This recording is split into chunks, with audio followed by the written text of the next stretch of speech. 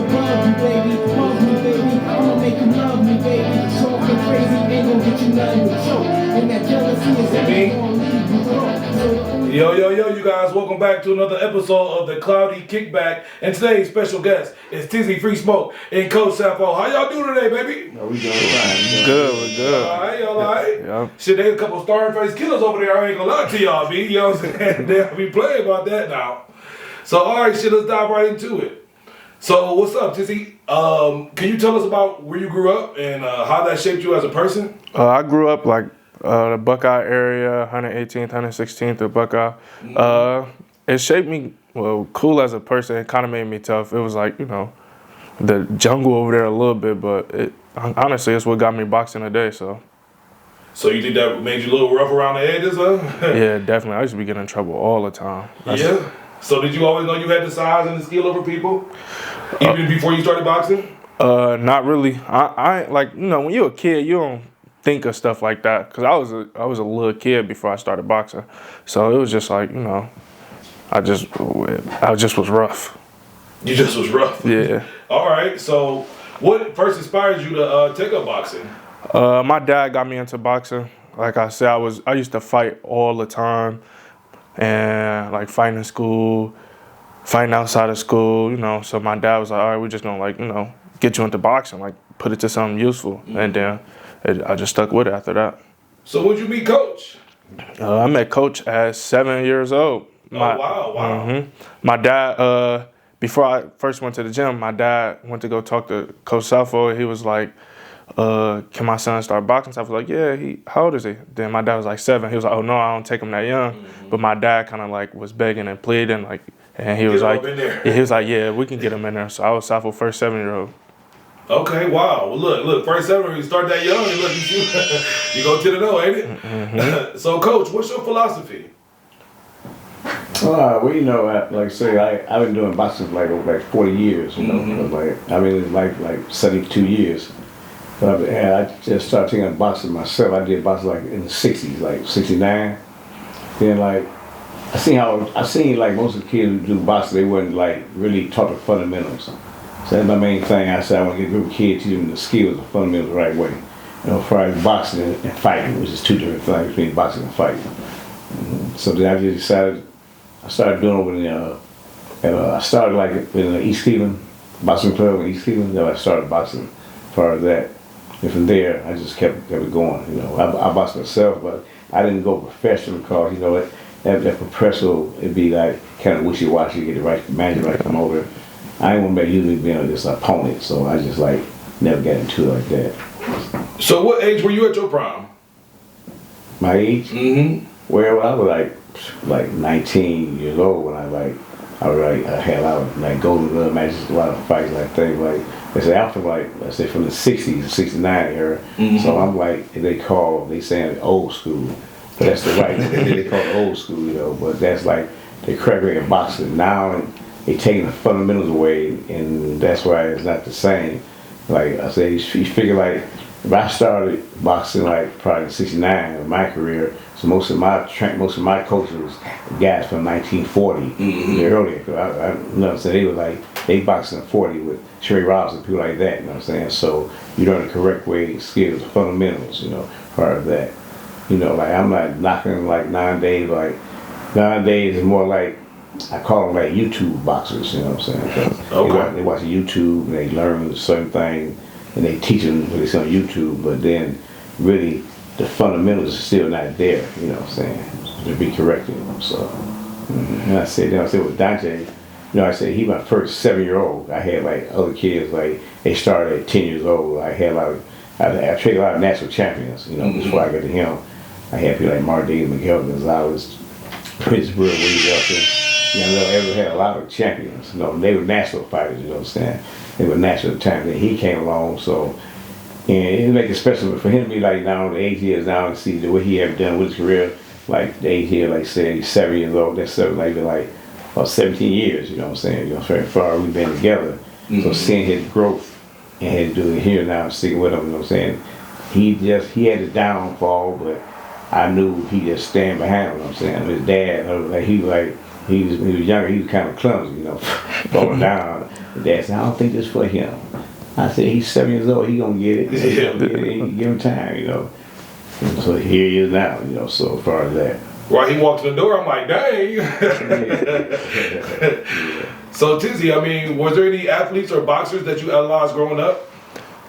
Most of them was like local boxers, like like Safo said, Mark Too Sharp Davis, Yandale Evans, Prentice Brewer, Terrell Gachet, Willie Nelson, because they were. And the most biggest one is Kashmir Jackson, and that's because they was like mostly my stable, and like I seen how good they was and what they was doing in the boxing world, and damn, like I was like, okay, like I look up to them, kind of like I like to gave you a blueprint. That's real. Well, I mean, did you want to play any other sports? I played basketball in high school too. I was a good basketball player in high school, but I always knew boxing was for me. Why did boxing stand out? I mean, was it just your grit? Was it something you just had a lot of, like passion in you? Like, a lot of people don't have enough to see themselves bleed and then keep going, huh? I think what made it really stand out to me was my freshman year when I fought in a national tournament. I made the USA team, and like I was in Colorado and Kent with a whole bunch of other national champions, and everybody that was there was #1 in the country. Wow. And that freshman year is really where I decided, like, oh yeah, this is what I want to do. I like the environment. I like everything out here. So Mr. Free Smoke, what's the story behind your name? Back in 2020, my friend passed away, and we called him Free Smoke. So it was just like me taking his name and making it live on. Okay. So, Coach, what's mental preparation like, when you taking on a new talent? Mental is it's really tough for you because you take it straight from the raw. You don't really know much as far as boxing. If you understand, it's really hard from the ground up. That's make a good coach. Nowadays, the coaches they're taking fighters already being established already. They're not going through, they call themselves coaches, you know what I'm saying? I tell people it's different between a coach and a trainer. People don't understand coach and trainers. They coaches from mistakes know how to step right, throw the jab, do this here. They take a lot of time to it. So you have coaches nowadays, they sit around and wait till they get developed. And when they losing, you don't hear nothing about them. But then when they win, then they're like, I want to coach him. He may coach a winner. You know what I'm saying? Who can, taking that kid, right? Taking that kid who lose and like Dante, he didn't win all this fight. He ain't undefeated. You know what I'm saying? So, but it was a learning experience. He learned. You know what I'm saying? Build character and stuff. You know what I'm saying? And you got to stick with your kids. A lot of people give up their kids too soon. You know what I'm saying? They feel like they're feeling like I just tell them to the parents boxing. And they said, he don't want to do it. I said, getting hit ain't no fun, you know what I'm saying? Who want to get hit, you know what I'm saying? I said, you ain't getting hit, you know what I'm saying? That's like a lot of times they come in the corner, I said, do he hit hard? Do it hurt? I said, well, go to him, you know what I'm saying? I said, what are you going to do? It hurt? He hit hard? They said, no, but go to him, you know what I'm saying? You know what I'm saying? Because it's the thing you got to get over it. And I had a lot of guys who they really wasn't that good, they could fight, but they don't like to get hit. They didn't like to take the punches. Right. Then they get great. They start licking. You know what I'm saying, so, that's whatever coach job is. You got to be like a father to them, a friend to them. It's more than just being a coach. You got to be a friend and a father too. You know what I'm saying? And that's we had the kids. I talk about because nowadays, even in the past too. You know what I'm saying? I tell people you got a lot of great fighters who even become champions. But you can barely name the guy who coached them from the beginning. You already find a kid coming in, the guy that coming in, he the coach who started the guy off, who taught him from the scratch. You know what I'm saying? So that's why I respect Terrence Crawford. Okay, he's with his same coach he had as a little kid, so who coached him as a little kid. I respect him as far as that. You know what I'm saying? And Dante Davis, his coach he had from a little kid, 8 years old. I respect them guys there staying with the coaching. As a matter of fact, when I had Yandale Evans, he had signed with Roy Jones, and Roy Jones told him, said, whatever you do, stay with your coach. Do not leave your coach like this. You know what I'm saying? Well, that was cool for Roy to say. Oh, yeah. He was a good guy. He was good. Even when the guy left, he just shook his head told the guy, don't leave. You know what I'm saying? Because he said, but he been in the game, he knew that most guys get you. They just kind of for money wise. They don't really care what you. They try. It's for that paycheck. You know what I'm saying? Where that original coach, if he's for it, he doing it for the kid, for that for the money. The kid, they get brainwashed. It's for the money, It's for when the money get they change up. You know what I'm saying? But it's that kid who stayed with you when you had nothing. Yep. You know what I'm saying? But anybody can finish product. It's a paycheck. Yeah, it's easy to take somebody. Right. So Tizzy, who is the biggest support person in your corner? The biggest is probably my mom, my little sister, Safo, Dre, Gold, my Uncle Al, and all my friends. I think like your corner pretty big then. Yeah, they all support me the same. Like that's how big they is. That's in my opinion. Well, that's really important. I feel like. What's something that fans don't know about you outside of boxing? I don't know. Maybe like a lot of people don't know. Gamer or? No, I play the game a little bit every once in a while, but a lot of people really don't know that I used to play basketball until they Okay. And I had a little article done on me back in 2020. So. What position did you play? All of them, like 1 through 4, 1 through 5. I used to guard a little man or the biggest man on the court. Okay. So yeah. Well, a question about boxing: how did you transition from amateur to professional? Is that a hard process or? For me, like I think my process personally was a little harder than others because I didn't fight for like a whole year before my first professional fight because COVID and everything like that. So I think the last time I had my first professional fight was January of 2022, and the last time I fought before then was probably November of 2020. Wow. So for me it was a little harder because it was like was you training over that year? Yeah, I was training, but it's different. It's different. Like sparring and fighting is different. Like training and everything from a real fight is different, especially going from an amateur in 2020 to a professional in 2022. Fighting, that's real different. So. Would you say that's the moment where you're gonna say something, Coach? Yeah, because you understand that, like, as far as him, you understand, like, for him even making that stage, you figure, like, say 2022 or 2020, that's like 4 years ago, right? Like, he like 23, like, you took a 19-year-old kid, you know what I'm saying? You turn professional, now, there's no age difference.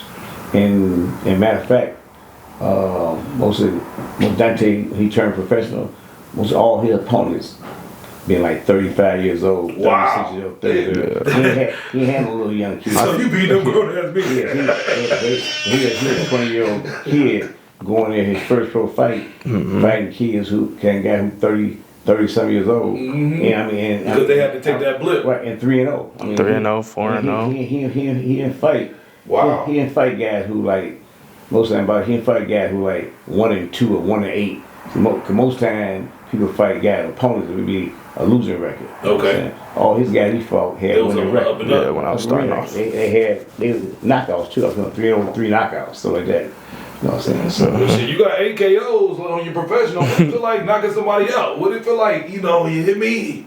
So watching that man fall.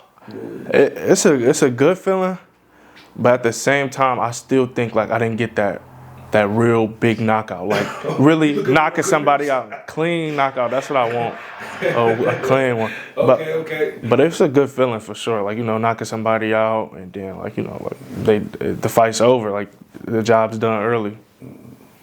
So do you have a really important piece of advice that coach has given you that you keep? The most important piece of advice that he gave me is probably like inside the ring. He just tell me like, go have fun and always believe in yourself. And he always tell me like he believed in me, and he was like, but you got to believe in yourself too. So that's the most important advice inside the ring. But outside the ring, it's like probably loyalty. That's one thing that he preached a lot to me from him to everybody around me, from my friends. It's not just like boxing. He's just like, loyalty is going to take you far in this world, more than you know it. I agree with that. Can you walk us through a typical day at training camp? A typical day at training camp, I'm going to start it all the way off. So I wake up, first thing I do is I go get my little sister. I take my little sister to school. So I started off like that. Then I go to the gym about 9, and then we be in the gym from 9 to 11, 11:30. It depends on what he wants us to work on that day. And then after that, I get like a 30, 40-minute hour rest to eat, and then I go to my strength and conditioning coach. So then I'm there for about an hour, 15 minutes doing stuff she want me to work on and everything like that. And then after that, I rest all the way up until about 6 p.m. And then that's when I go for my run. So that's basically, yeah. And that's just what 6 p.m. run? Yeah, that's why. It's either I could only run early in the morning or like kind of late at night. Well, how long do you run for? It really depends on the day. Sometimes 30 minutes. Sometimes it's times, and sometimes it's just how many miles Safo will tell me to do after I leave the gym. Okay. So it just depends. Well, Safo, when you're looking at a game plan, I don't want you to give away too much sauce. What are you watching for in the opponent? Well, you look for a game plan, though. You look for guy mistakes. You know what I'm saying? You don't look for what he do. You look for what he not doing. You know, because what he doing don't mean anything. What he not doing, because you capitalize on his mistakes. You know, that you look at a game plan. Then you set a game plan from that. You know, then you decide whether it's softball or right hand fight, left hand fight, and you got to decide what style, direction you got to move as far as that. You know what I'm saying? Then like same thing, game plan. Then you watch your opponent. But mainly the game plan, you got to watch your own opponent. Because see, I got to watch what Dante doing wrong. Correct his mistake, because see, I can watch him or I can watch the other guy all I want to do. If I don't correct his mistake, then he gonna capitalize with my guy. You know, so the most important thing about doing it, correcting his Dante mistakes. You know what I'm saying? That's more important than other guy mistakes. You know what I'm saying? Prepare you not getting hit. You know what I'm saying? So that's my game plan. My game plan to make sure his game plan, you know, is everything is corrected. They can't see on him because they're gonna study his next fight. So that's what I gotta do. So like I say, when he have a match that he win, even he has been so short, but I try to watch and see what we doing wrong. Did he do anything wrong? Because I can focus on what he did right. I won't look at what he doing wrong. Okay, you'll get blinded. I get blinded. So I'm so excited that the other guy knocked him out. So I gotta watch his fight. What did he do wrong? Did he drop his hand down low? Did he here? I gotta correct that. Because that's what's going to cost him the fight for next time. Well, when it comes to training, how do you avoid burning out? Well, Coach, that was both of you guys, I guess. For me, it just be like my recovery and like, you know, rest days and stuff like that. And obviously, every day we go hard, but like, you know, if I had a hard week already, Friday come, he'll have me like lighten the load a little bit or something like that. So mostly, but recovery and rest day, or my rest days and recovery is the most important thing to keep from burning out. We'll go same question. Yeah, same. No, I'm saying we know. First thing you got to do, get from the promoter or the manager, let us know when the fight gonna take place.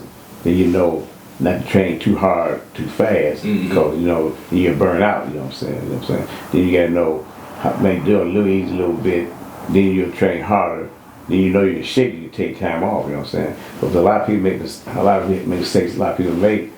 They have a short camp, trying to crawl everything into a short camp. You know what I'm saying? What's a typical camp? If you know your fight is in 3 months. Well, I mean, you know, we like to have like 8 weeks though. Really, you got 8 weeks because like I say this was the camp. Camp is the same thing about a camp. You know, because you have a short camp, so now you're just working on what to work on the guy with, a fight plan. You ain't got time to correct nothing. You know what I'm saying? You're a fight plan, you know what I'm saying? But you have a longer camp, and that long camp you can work on different noodles and stuff like that, on trying some different noodles. You know, then you start pertaining that to what your opponent's gonna do, something on him. You know, at the same time, you take time off, you get the sparring in. If you got a short camp, you gotta run, get in weight training, sparring, everything crammed in, you know what I'm saying? Now your body probably too sore because you did so much for so long. You trying to lose weight. You gotta lose weight, you know what I'm saying? Because you know in boxing, ain't too many boxers fight the same weight they fight at. You gotta lose weight, you know what I'm saying? You know what I'm saying? You know, then you gotta lose that weight and put it back on. That hurts you, you know what I'm saying? And I have a lot of people, they don't lose weight properly, and they be like, which they think is cute, you know, they be like the week of the fight, losing 10 pounds and stuff. And fatigue themselves. Yeah, so they want to do special things, or sweat everything out and all kind of things. Losing 10 pounds, that's too much weight to lose. You know what I'm saying? You take off and do it right way. You know what I'm saying? So I try to have Dante myself. I'm like, when he be losing weight, right? I mean, I check how many weight right here. I said, we had to go to camp, so we had to go to the fight show, like maybe on Monday, Tuesday, right? So you should get on a plane at least 2 pounds over than that, you know what I'm saying? I mean, I figure like you got to fight. They tell you 175 pounds, right? So if you're on a plane, you used to be like 177, you know what I'm saying? You know, 178 like here, right there. So when you get busy, right, you have. But how you get on a plane? Your fight, you got weight, got to be 173.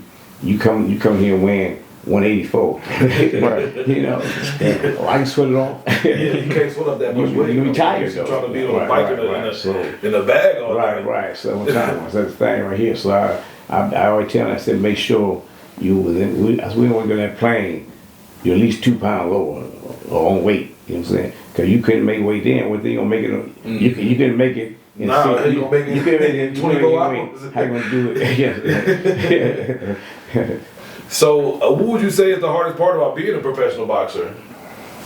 The hardest part is just like, for me personally, I don't know. Like, Is it the training? Is it the staying in shape? Is it the mental? Like, you know.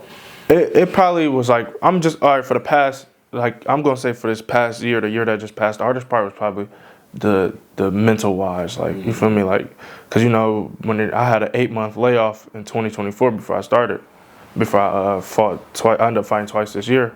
But, you know, when you come from, in 2023, I fought 5 times that year, and then you come in an 8-month layoff, it's like, the mental part is like, you know, like, damn, when is it going to be, when it going to be? But, you know, like, you got to conquer that and stay in shape. That was the hardest part for me, I say.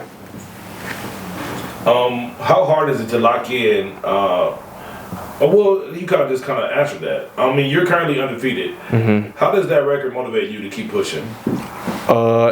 It's like something my dad always tell me, and Safo say now, like, yeah, you undefeated, that's cool, but that means everybody looking at you and now they want your spot, or they want to be the one to knock your O off, then they want to take it from you. So I just know, like, I got to work hard, and, you know, like. Well, do you feel any pressure?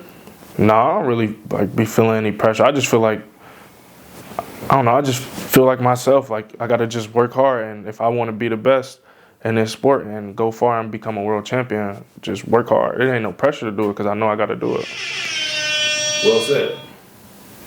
Well, do you follow a specific diet? I mean, help your boy out. You know, yeah, I'm off camera, but I got a belly, baby.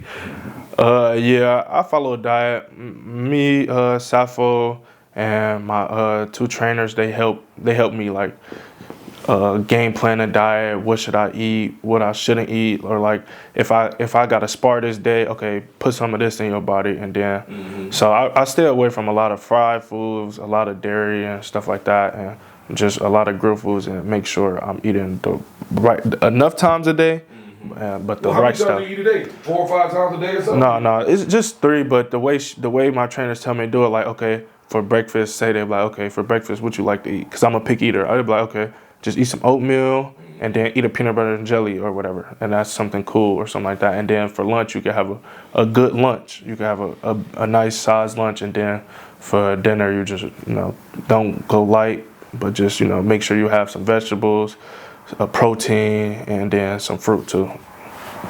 Okay, so we only got a couple more questions before we dive into our first segment. So what has been your toughest fight to date and why? My toughest fight to date, I'm going to say, just because I got a draw, I'm like the draw that I got. That was the toughest, only because it's a draw, that was the toughest fight to date. And the only reason I say it's the toughest fight to date is because I couldn't finish the fight how I wanted to, because like we said, I burnt myself out because I fought like 3 weeks beforehand. I got a first round knockout, and then, you know, like I had to lose all that weight right back over because they called me the next day like, we want you to fight again at the end of July. So I would say, like, I couldn't finish the fight as strong as I normally could. So that's the toughest fight to date. Okay. So what's your favorite moment that you had in your professional career? My favorite moment that I had You done walked out on some big stages. I mean, The favorite moment was fighting in Toledo. That crowd that was there was crazy, and seeing how many people had on like my Free Smoke shirts and how many people was there for me, and then walking out with one of my favorite rappers. That was the best moment that I had. Wow. So, what fight made you realize, like, yo, I'm about to be a dog? Like, you know what I'm saying? I'm nice. You know what I'm saying? What fight was that? I'm gonna say, I think it was January 14th, 2023. They matched me up a guy 6-0 with 6 first-round knockouts, right? And I think I was like 4-0 at the time with 2 knockouts. And I got him out of there in the first round. Oh, wow, And you put him out in the first round. that's when I knew, like, oh yeah, I'm about to be on a crazy run. Oh, I'm nice. That's hard. All right, so you guys ready for our first segment? Yep. It's called Pick a Side, baby. I done made it boxing worthy. You know, usually it's just all over the place, but now I done made it, you know, nice and predicated to you guys. So these questions are for both you guys. All right. Speed or power? Speed, I think. Power. Oh, really? All right, counter punching or aggressive pressure? Aggressive pressure. Body shots or head shots? Defense or offense? Body shots and offense. Body shots and offense, body shots and defense. 12-round wars or quick knockouts? Quick knockouts. Southpaw or orthodox? Either, it don't matter. Jab or uppercut? Jab. Training grind or fight night adrenaline? Train and grind. Really? Yeah. Okay. Home crowd advantage or would you rather go on somebody's territory? Either, but I just like home because all my people be seeing me, but it don't matter to me. You're like, hold on, I'm about to go to your house and take care of you at your crib. Gloves off in sparring or lighter sessions? Lighter sessions. Because I already know the light sessions going to turn to hard sparring. I always do. All right, so let's dive into some boxers. George Foreman or Joe Frazier? George Foreman. George? Me too. Joe Frazier, me. Really? Joe Frazier. Floyd or Manny Pacquiao? Floyd. What? Because he's technical? Like, why y'all pick him over Manny? He a good boxer. He got the highest IQ in boxing. IQ. Okay. You got to think, like when he used to be Pretty Boy Floyd before he messed up his hands. And you know, like, if you known for hitting people hard and stuff like that, and you messing up your hands, and you could turn your whole career around and change the way you fight it, and now you breaking down opponents and stuff like that. Aggressive. He a fighter. Now, yeah. Or a boxer, you know. Floyd brutality. Floyd, a boxer though. All right, well, shout out to Floyd then. Mike Tyson or Muhammad? Muhammad Ali. Yeah, Muhammad Ali. Canelo Alvarez or Javante? Javante. Okay. Errol Spence or Terrence Crawford? I think Terrence Crawford a better boxer, but Errol Spence probably is my favorite boxer. Really? So I'm gonna go with Errol. Why you pick Earl? A lot of people don't know this, but I think in 2016, my cousin lived in Dallas, Texas. We had a tournament in Dallas, Texas. And my cousin got Errol Spence to come to the tournament and watch me fight, and then me and him got a picture after that. So that was a good moment for me. That's hard. Roy Jones Jr. or Sugar Ray Leonard? Roy Jones. You know, my buddy, he said that Roy Jones was more based off of athleticism than skill. And I'm like, well, he had to have the skill to show you his athleticism. Yeah, Roy had both. He had both. Speed, you know, power. He had the skill. I think his athleticism and skill work together for each other. He was my favorite boxer when I was about 12, 13. I'm like, yo, y'all must have forgot. Y'all remember that song? Oscar De La Hoya or Felix Trinidad? Felix Trinidad. All right, Tyson Fury or Dante? That's a throw up. Yeah, you know. That's a throw up. Tyson Fury he like would be getting people L's. I mean, but you can see on his boxing glove, it seemed like he had his fist in his glove. What you guys gotta say about that? It's like his glove was like hanging off his fist or something. Yeah, that's one of the fights. That's one, but he won the other one, and then he was winning the first fight too until he got knocked down a couple of times. But Lomachenko or Devin Haney? I'm gonna go with Haney. I thought Haney won the fight. I thought it was close, but like a close fight's not robbery, so I'm gonna go with Haney. I like his name, Lil Mancheco. I think I think that's pretty cool. All right, last one. Bernard Hopkins or James Toney? Bernard Hopkins. Really? B-Hop, yeah. I was a James Toney fan. I like B-Hop. Okay. What is he got a belt in 3 different eras or weight classes? I think so. He's very smart mentality, man. He's very techniques. He was a technical boxer, so. Okay, so I got 2 more random segments. So build your dream fight card. 5 fights. You sit in front row, dead or alive. Who you guys picking? I gotta say versus. All right, I'm gonna do dream fight cards. All right, I'm gonna do Floyd as the main. Floyd Mayweather and Terrence Crawford, of course. So, because everybody always want to know who want to win that.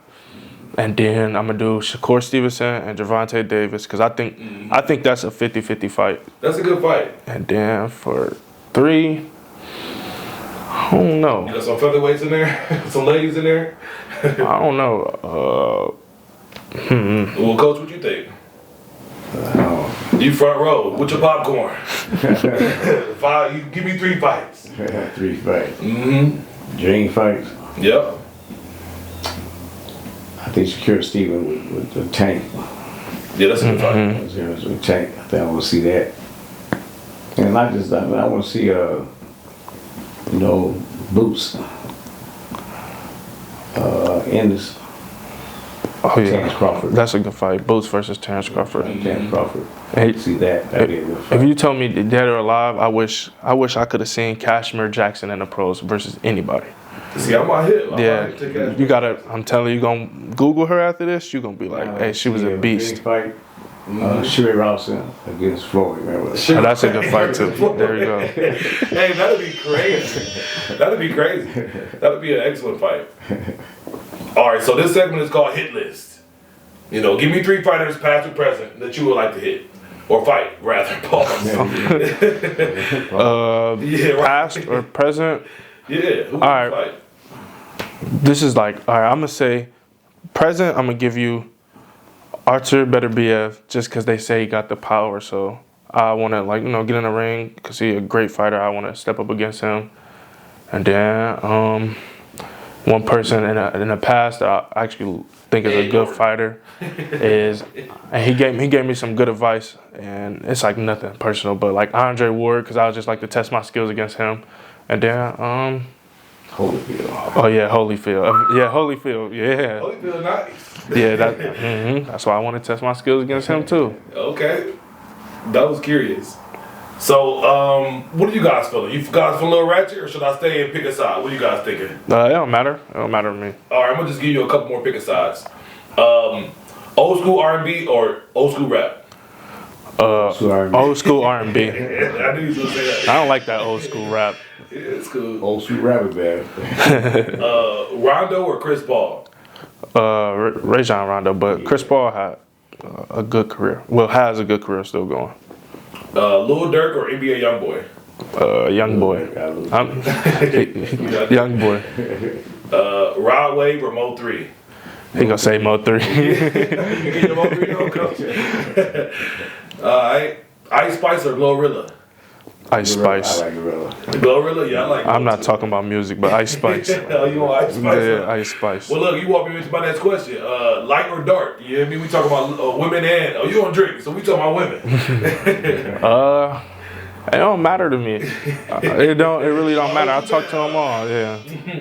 You and me both.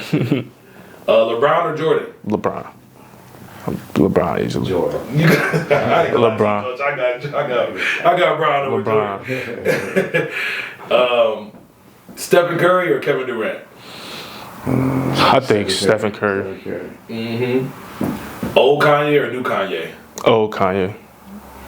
New Kanye kind of crazy. Yeah. I'm a Gemini, so I can relate to him a little bit more, Let's see. Drake or Future? Future. Quick. No brainer. Yeah, Drake did like we lost some sauce, man. He lost some sauce. I still mess with Drake. I still mess with Drake. I listen to Drake, but I'm just a bigger Future. I can relate a little bit more to Future. All right, last one. Chris Brown or Usher? Let's see. Chris Brown. CB? Mm-hmm. I like CB. I saw him in person. I'm like, yo, that man, that nigga know what he doing on that stage, B. Talent. Yeah, he's he talented really for sure. He know how to perform. He a good performer. Man. They saw a star when they saw him. So, vibe of the week. So this is basically, it's supposed to be what you're drinking, what you're smoking, and what's your favorite song. So just give me your favorite song. Leave the intoxications alone. All right, my favorite song right now of the week probably is either Lil Baby Free Promo or Lil Baby Stiff Gang. Oh, so you like the new Lil Baby album? Yeah, I like the new album a lot. I like a couple songs in there. Mm-hmm. All right, you guys. Before we get into our last interview questions, let's do some ratchet rundown. You hear me? It won't get too ratchet. Canelo versus Terrence Crawford. Oh, you know they coming up next. Right. Yeah, I think if Terrence Crawford can take the punches that Canelo throwing, then he a better boxer. He gonna easily outbox him. Me personally. I don't know if I like Terrence Crawford's last performance. What you guys think? I mean, it made me curious. Canelo is Canelo. Yeah, Canelo is Canelo, but I mean, his last performance wasn't bad. He was in there with a good opponent, and that was his first time fighting at 154. So you can't really blame that. So, what do you think of Montana Love? Comment. No, I just give all positive. It's positive for me, you know. Positive vibes. I hope he like I hope he get back in the ring. Family, you know, we family. I can't have nothing bad to say about him. He family. I mean, he got a break like I've been knowing. I know his mom and dad. I didn't realize that you guys went back like that. Oh yeah, I go back. I know his mom. You know, I know his mother. You know, his little brother. I know Uncle Renell, Devon. I know his whole family. Yeah. I've been in his house. I know he stayed here. I know his family. Shout out to Montana. Yeah, shout out to him. I've been same thing. I've been he been on the same USA team with Terrell and all them. On the USA team, so I know little kids and stuff. So we like family. Yeah. He trained my gym before too. You know what I'm saying? Yeah. So I hope he get back in that ring and get back to his winning ways soon. He's family, so he's good. Get some knockouts again. He got good skill. He's a good fighter. He's been around for a long time. He got a brother. I know. Matter of fact, his brother Reno. We all go on the same team. You know, we family. Yeah. So I say good thing for Montana. You know. Okay. Get back on the thing. He got skills. You know what I'm saying? He's a good fighter. He can't fight. He can have a box. You know what I'm saying? So, you know, we all get breaks in life. You know, but how boxing is when you're doing good. Everybody gets you. You know, everybody all day. Yeah, but he'll be back soon. Back in the ring. You know, he a good kid though. You know, I know his family, mama, uncle, daddy, the whole family. I know part of that though. So. You know, boxing is a strange game, you know what I'm saying? Like, you know, it's hard that people put their time in with you when you winning every there rooting for you. When you lose, you by yourself. You know, it's like now, like me and Dante, we have a strong bond because like we've been since 7 years old, and I told like I had like 19, 20 national champs out of Cleveland, you know what I'm saying? But the hard thing about boxing is that loyalty. You know, it's hard to find loyalty in boxing, you know what I'm saying? Because when they get to a certain point, that money and fame get to them, they forget where they come from, you know what I'm saying? And like for me, I go on like, that's what me and Dante, like as a matter of fact, I called him like, about a few days ago, I told him this 2015, this 2025, you know, we don't do this with loyalty. Only go loyalty only. You know what I'm saying? I ain't taking this loyalty no more. Loyalty only because like I put a lot into this game. And these people forget like when they come to me, like he said he started 7 years old. For real, all my kids I trained, they started young. They knew nothing. You know what I'm saying? I trained all them kids myself, you know. A lot of people have 3 or 4 coaches in the gym, but I was only coach for the kids. You know, then they get older, they be where they come from. Like they just walk in the gym fighting, you know, boxing. Y'all had to learn, you know, ain't none of y'all came here and know how to box, you know. But they get to a turn thing, that money get in their face, they be like, they want to find out your faults, you know what I'm saying? Which is nasty. Right, but I know me, I take loyalty to everything, you know what I'm saying? And I just made a commitment to Dante, I said like 2025, it's all to you, all about thing going to him, you know what I'm saying? That's hard. You know, to you, that's it. Appreciate that, definitely. So the Mason brothers, I mean, what's up? Well, I think they are good. Yeah, I mean, They nice. Yeah, I think good is an understatement. I think they nice and they doing a good We've been knowing them since they was like little kids, you know what I'm saying? So it's a tight community. Yeah, I definitely. was a little kid, like they boxed my little guy, like little Sale, they just boxed together. With all They used to kids. spar and They stuff. sparred, Yeah, so so. they, Matter of fact, the gym we at now, DNA boxing gym, Ali's gym, they started with him over on Lee Road. DNA. Oh, I'm hip to it. Yep. DNA on Lee Road. That's where they started. They started with him. All the four little brothers. They were like 10 years old, 8 years old, like that, you know. So they started with him. We didn't travel 2 terms together, you know, Texas together. We travel all over the country together, you know what I'm saying? So we know him personally. We know him. Okay. So you guys ready to get ratchet now? Yeah. I know you outside since he was good. What's up? 3 subs, they fun or overrated? No comment. I'm gonna say no comment. He said, I got the motor for him. I got the motor. So, all right, bet. Let's see. Have you ghosted someone after hooking up? Yeah, definitely a couple times, more than a lot. All right, bet. Let's see. Let me get out of these ratchets. These ratchets. Let me get out of these. We can do them. I'm not. Let's They see. fun questions. I answer them. I never did nothing like that, so I will. Okay. Mary Smash or Pass. Nicki Minaj, Lotto, Meg Thee Stallion. I'm marrying Lotto. I'm smashing Meg Thee Stallion, and I'm passing Nicki Minaj. Why you passing on Nicki? Why you Lotto, passing on Nicki? she just like, I don't know. She looked good and everything like Nicki that. got that bag. She rich, but she like, you know, she's had a little. I feel like I just don't feel how she be coming at the new artists now. Like she instead of uplifting them, she more so bring them down and stuff like that. So I can give you that. If you could rock a designer brand for the rest of your life, what brand would it be?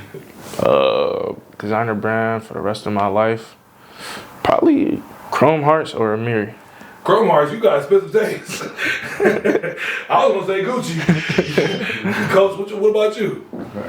Who you rocking? Who you gonna put some Versace on? Yeah, Versace. Some Versace? Yeah, I'll take Versace too, shit. So, alright, when your lady calling, she like, yo, let me get some money for my hair and nails. How much money you send her? It depends. You only get $200 with me, Tizzy. I ain't gonna lie to you. You know? It just depends. Like if the girl doing everything right and like making sure she's supporting me and everything, she getting whatever for real. But like if it's not that, then you're not getting nothing. So who got the better catalog, Drake or Future? Well, you ask who you like better. The better catalog is Drake, definitely. I think so. But I like Future. I'm listening to Future more than Drake, but Drake got the better catalog. All right. One thing, Future he got a better catalog, y'all say.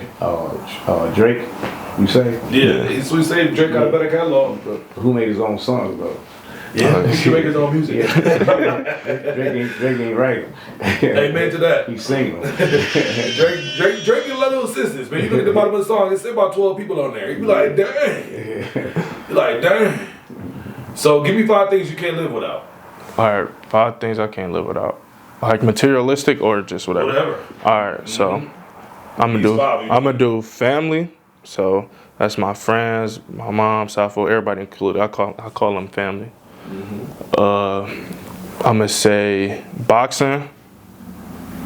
I'm gonna say Sour Patch Kids. That's my favorite candy. Money and music. Okay. All right, Coach. Same thing. Music. I love music. You know what I'm saying? I need a playlist. You got Apple Music, Coach? What's up? Let me get a playlist. Music, family, you know, loyalty. I can't live without loyalty first like that. I gotta have loyalty, family, you know, friends who are real, true friends. You know, then you can't live without believing in the man above. Amen. All right, so this material. So what's your favorite item y'all that bought last year? I mean, it's 2025. We only got, 15 days in the year? What you bought last year that you was like, all right, Favorite thing that I bought last year? Yeah, you got some premium gloves, some $2,000 gloves or something? No, I ain't buy nothing like, I don't know, favorite thing that I bought last year?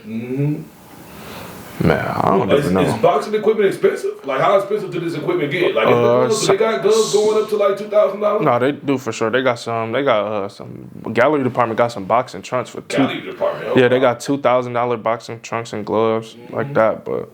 And then it's this place over in Japan called Winning. They got they gloves like 400, cup 400, headgear 400. So that stuff expensive. But I don't know. My favorite thing I bought last year, I don't even know, honestly. I don't even remember what I bought last year for. Do you be betting? Do you guys sports bet? I used to. I stopped though, cause it's like it's up and down. So I'll be taking a break from it for. I had to take a break too. They lucky they get $10 a month from me. Yeah. You hear me? All right. So what's the most money you done fucked up and got back, Tizzy? You done fucked up so much. The most I ever.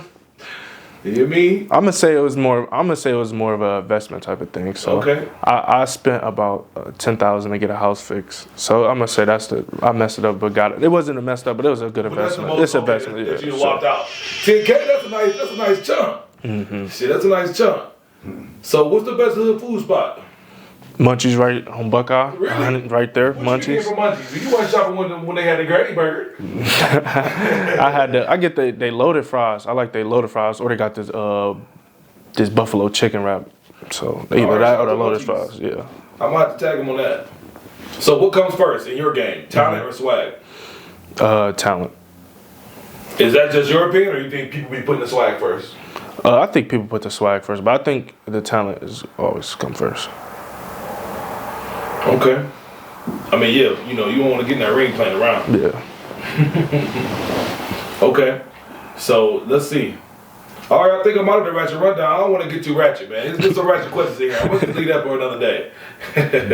All right, bet.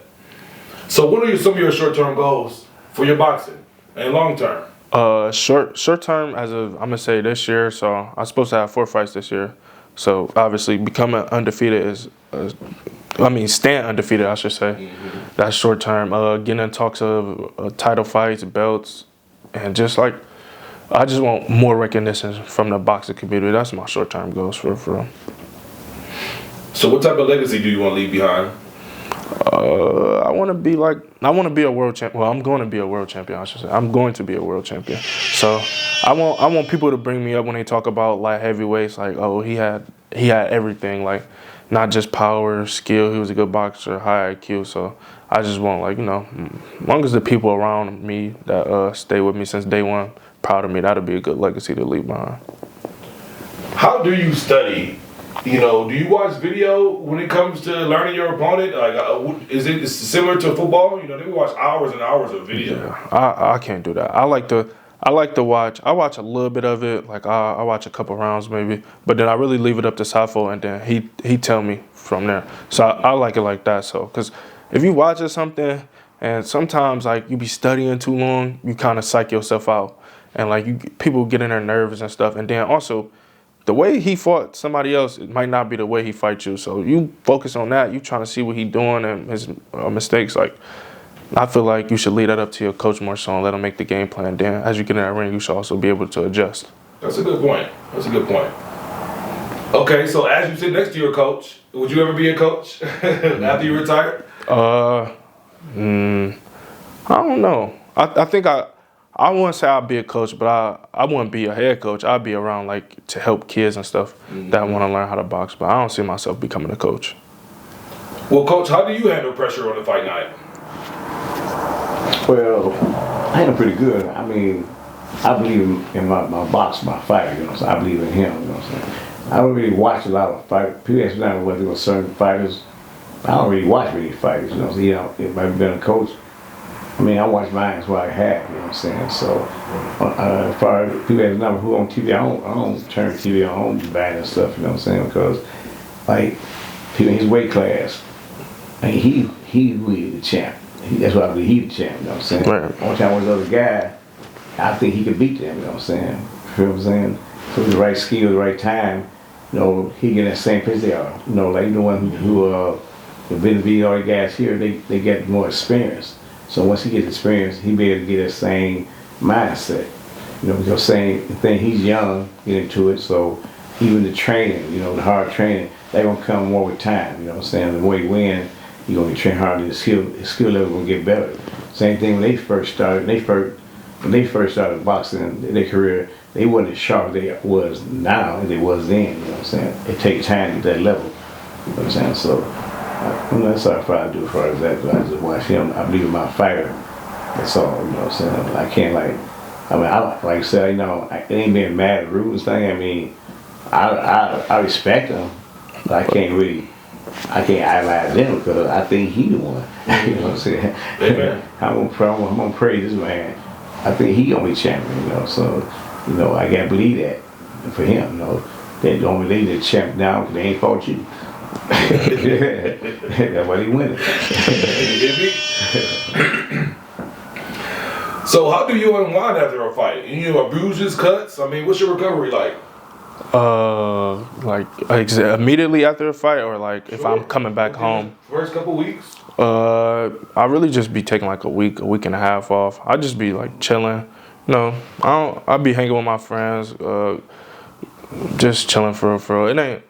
It's not too much. Like I ain't got bumped the bruise like that yet, baby. Yeah. No, I ain't go. I'm gonna say this though. After the draw that I had, it was like I was a little bit sore. Like my body was a little bit sore. So it just took a little time, like just resting and stuff, and then that's all I do. Really just resting, like because because I don't really be knowing what to do with my time when I'm not training. So I be chilling. Well, that's a testament. That was a good fight for him. Like I said, the draw he had was a good test for him. Because it was a good fight. The guy he had, he had he was like 13-0, 13-1 or something like that. He had a lot of knockouts too. He had a lot of knockouts. He had a lot of experience with better guys. And like I say, he really took on short notice. Like I'm saying, so he fought the guy, and even though they say he won, first 4 rounds he won. I thought he still won a fight. 4 rounds he won a fight. Last 2 rounds he kind of slacked off like this. You know what I'm saying? 4 out of 6. Yeah. I mean, but that's the W, ain't it? Right. He won. I mean, something else. He got this here, but then he called a draw, right? But he called a draw, but the man's face looked like this here. I closed. That's politics. I said politics, but you need them kind of fight to make you better. Yeah, definitely. Learning. I appreciate that fight. I'm glad I had that happen. Learning stage. You learn. Is you gonna fight him again? I will, but it's like. It has to be me and him talk a couple times about fighting again in the DMs a lot, but it has to be like worth it because it has to be something else on the line because at that point it's like I'm gonna say he going to step back and I'm going to step back. We fighting again to prove a draw. If it's like fight him again for like a NABO title or something like that. Oh yeah, definitely. One day everybody fight for the title. Your name pop up again. We fight it. It just got to be worth it. It's like that makes sense though. Yeah. This is a question about social media. Being that you have a presence and social media allows you to create your own room, does the policies in the boxing, do they allow you to make your own bout that has its own credibility, or how does that work? Like if you wanted to put on our own fight, like hey, I have the funds, I want to have it a fight down here in downtown Cleveland, and I can do it all myself. Do they stop you from doing that? It don't work like that. So that's why you have it's a business. Any person is a business. So you sign a promoter, you got a promoter. That's their business to take care of that. They handle your career. They up to you. I mean that way you have a promoter. It's them. So they make the right choice for you. Well, when it comes to the PBC, like, do they get involved and mess up everything? Like, does it seem like they don't have it as simple as like the NFL or as simple as the NBA? It's like you got different leagues damn near everywhere. What's your opinion on that? What you're saying? What I'm saying, same thing. Like PBC, even the other ones, the different name brands, with the DAZ, Dance all them. See, you have promoters. So those are all promoters. Yeah. Right. See, so what's above them? Nothing. That's them. It's promoters, managers. You got managers. You got manager, promoter. You got fighters. Right. So you got like China Ranger's promoter, Pizza promoter. Floyd Mayweather, they have promotion company, right? So then that's how it goes. The promoters. So then the promoters, you get fighters under your umbrella, right? So you have under your brother. So you putting your trust with them to promote you to a better fight. You know what I'm saying? So like the fighter, you can't go to make your own fight up. Yeah, they make the fight. That's crazy. They should. That's remind me as a boxer. Like if I'm popular, I could be able to put my own stuff on. Like if I was a rapper or something. But it's like I say, it's a business. It's like it's connection thing. Who got pulled? You know what I'm saying? Because that's why you don't see like you don't have a promoter, right? Then say you get your own fighter. He good. You ain't gonna promote. You do your own stuff. You gonna put a show on, right? Anybody work for like $30 million, right? $300 million, right? So they gonna give you to get fight the money going back on the street, right? Then my boy over here. But what's to stop the promoter not to play with all that money? I mean, he ain't gonna play, and that day not play the promoter. You know, you understand the promoter. It's like TV give the promoter the money for the show.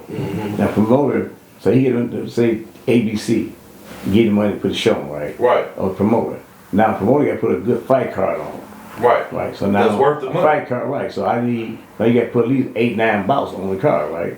So you got to find a good fight card for the guy thing. So now you go to Terrence Crawford or go to Booth, say I want to put you on the card. I'm gonna pay you like.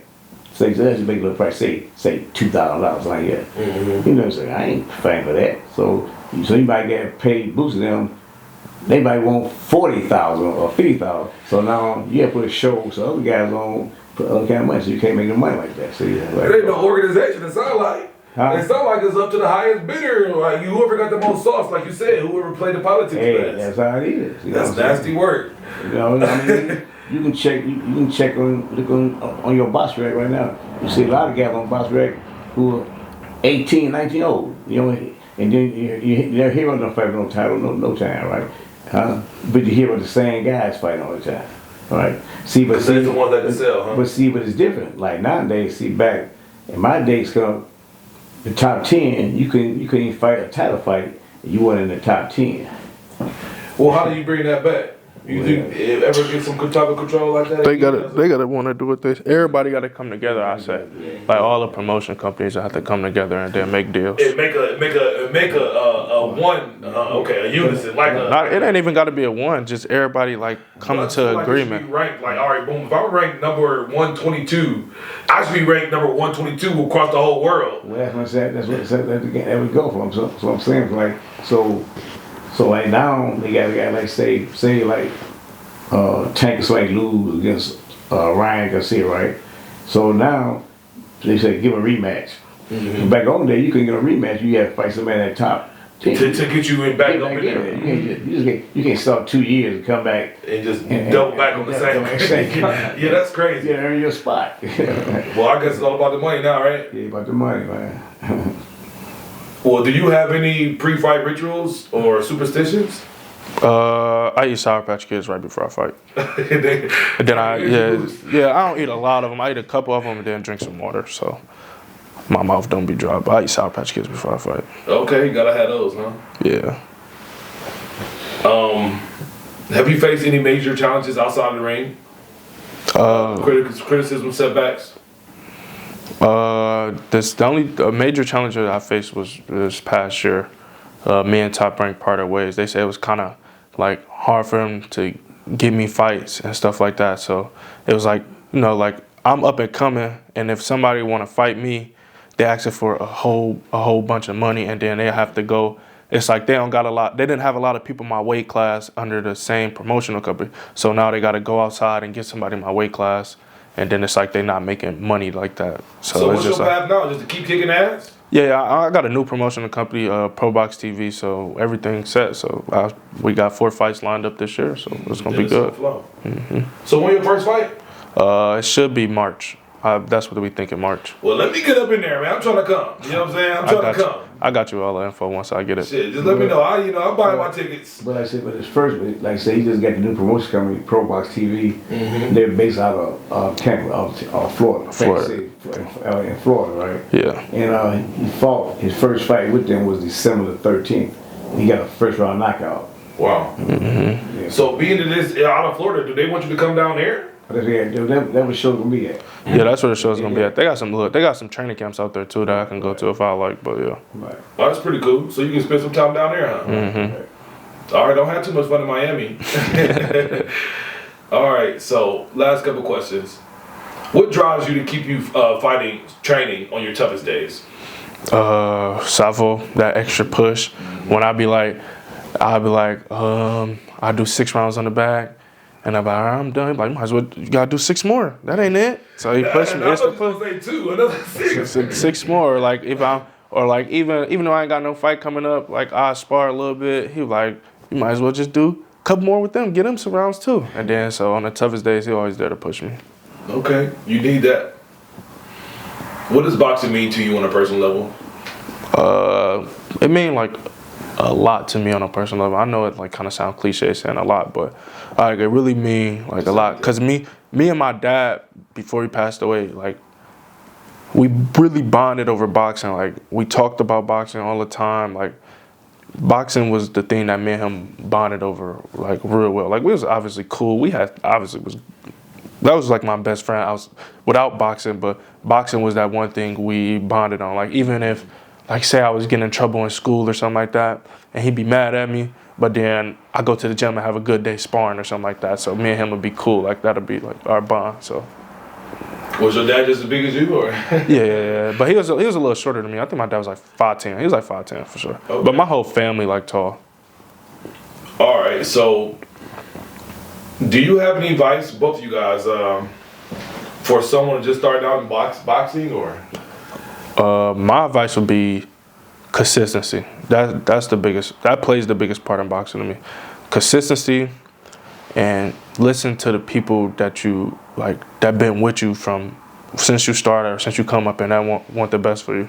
Don't listen to the people that jumped on your bandwagon once they see the potential in you or see you potentially about to be something big. Listen to the people that believed in you before everything came around. Okay. What can fans expect from you this year? 4 amazing fights this year. I'm about to start dropping more videos on my YouTube channel too, behind the scenes of boxing, or like I know a lot of people like to see the life outside of boxing too. So I'm gonna start dropping a lot of videos on YouTube too. So, but just an amazing year for me to come. Okay, so I'm gonna get you out of here on this. Is there any messages that you'd like to share to your supporters or that are following your journey, Coach Tizzy? I appreciate everybody for supporting me from day one, and I just hope I'm gonna keep making y'all proud, keep making y'all happy. Thank you. Amen. I'm saying thing. Like Same sentiment. Yeah, same thing. I say the same thing. Everybody behind him, I support. Like you said, he had a good manager from behind him in Waters. You know what I'm saying? He been, really behind him. Split T boxing, split T management, and McWaters. He been behind us. He been stay behind him. He been with him through his younger years. Even he was in the Nationals.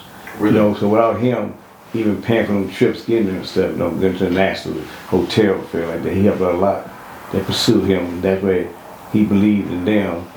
As far as that, though, I'm saying. So I really appreciate him, for being there, even supporting him all this time. He wouldn't been there. Like a lot of people, they forget who got you there. You know what I'm saying? That's what we don't, as far as that, though. So I think he really the big supporter that I would give for him, looking out for Dante. Mm-hmm. All right, guys.